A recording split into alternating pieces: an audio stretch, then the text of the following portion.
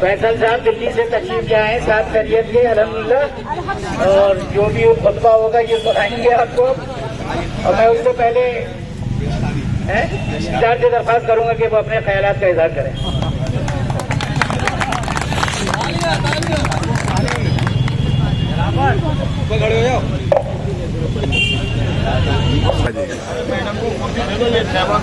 अस्सलाम वालेकुम। आज धरने के 74वें दिन आप सब लोगों का खैर मकदम है। और कल माशाल्लाह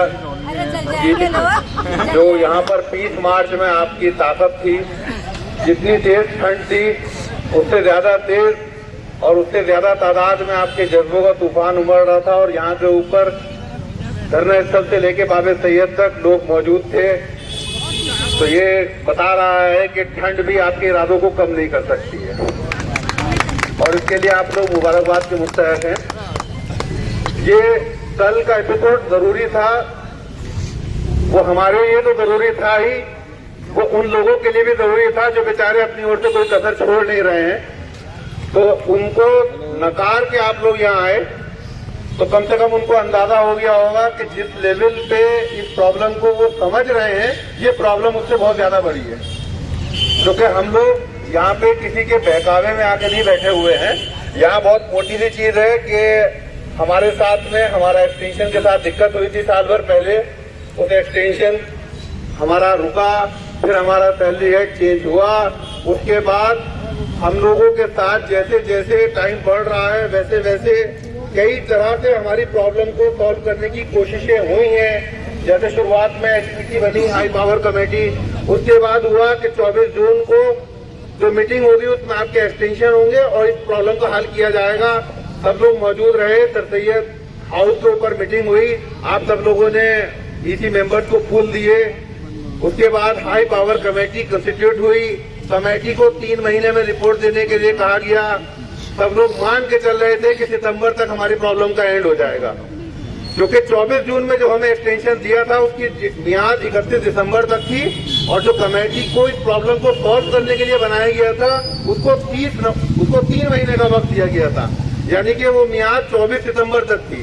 तो उम्मीद ये कर रहे थे कि अब ये हमारा एक्सटेंशन लास्ट एक्सटेंशन है और हम लोग इस प्रॉब्लम से बाहर आने आएंगे। लेकिन अफसोस होता है कि हर बार तारीख पे तारीख मिला करती है मगर इंसाफ नहीं मिला वाला डायलॉग हमारे साथ बिल्कुल सही बजता है।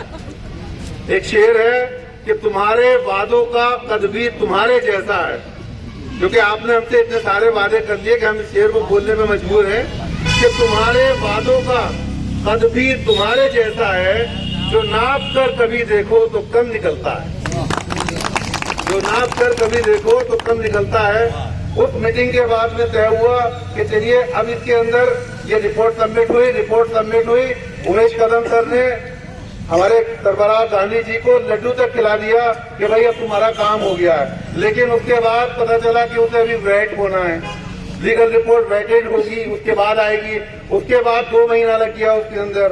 फिर कहा गया कि चलिए ठीक है अब आपकी हड़ताल आप लोग टालिए, 12 दिन का सिर्फ हमें वक्त दीजिए।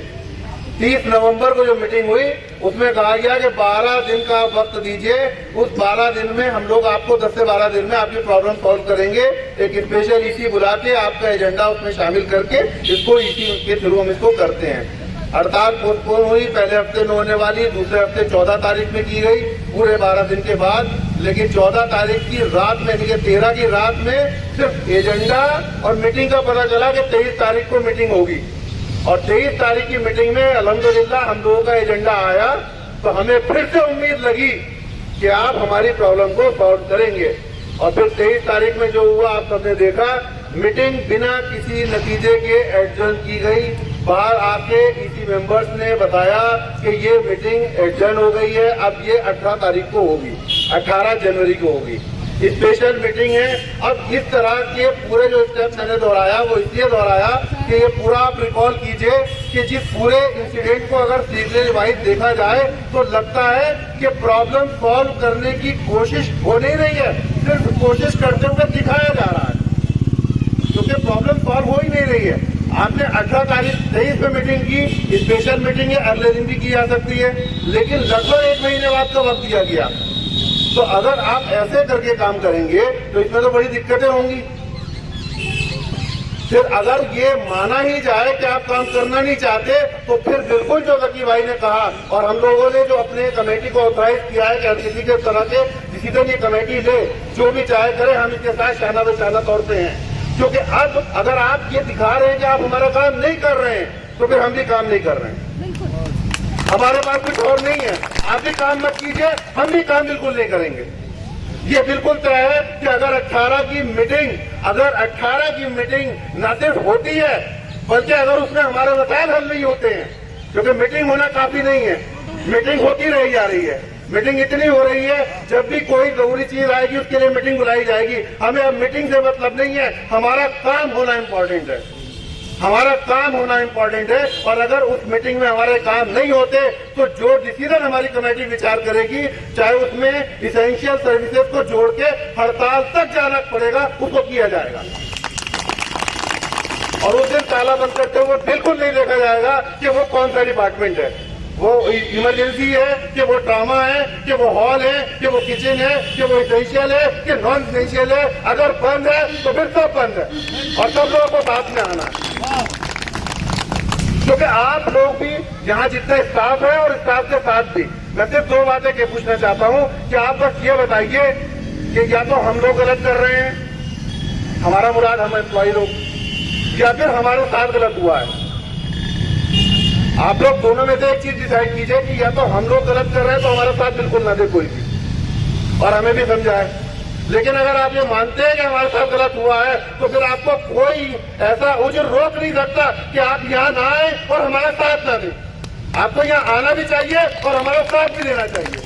और इस हड़ताल में शाना बशाना आके आपको दिखाना पड़ेगा कि अगर काम नहीं करते तो फिर उसको करवाया जाता है। उसका सिर्फ यही तरीका है कि फिर हम लोग मुत्तहिद होकर जैसा हमारे कमेटी मेंबर्स हमसे कहेंगे हम वो करेंगे, और इंशाअल्लाह इस बार इस मसले का हल करा के दम लेंगे। और इसी के साथ मैं अपनी बात को खत्म करते हुए फैसल भाई